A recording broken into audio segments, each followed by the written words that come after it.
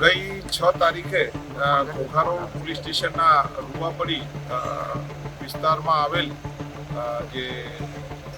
વિસ્તાર છે મહાકાળી વિસ્તાર, તેમાં એક બનાવ બનેલ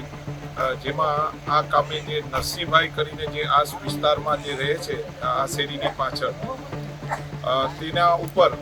આ કામે સાગર, અજય અને બીજા તેના 2 ભાઈઓ અને 2 મહિલાઓ દ્વારા બંદૂક રાખી અને તેને માથાના ભાગે તીક્ષ્ણ હથિયારથી ઈજા કરવામાં આવેલા. આ કામે જે નરસિંહભાઈ જે છે તેને 108 દ્વારા સરટી હોસ્પિટલમાં દાખલ કરવામાં આવેલા અને ગઈ 9 તારીખે તેનું મૃત્યુ નીપજ્યું.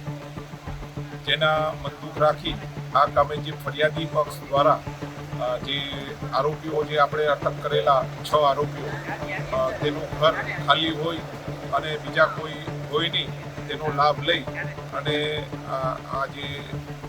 12 આરોપીઓ દ્વારા તેના ઘરને આર્ચની કરેલી. આ કામે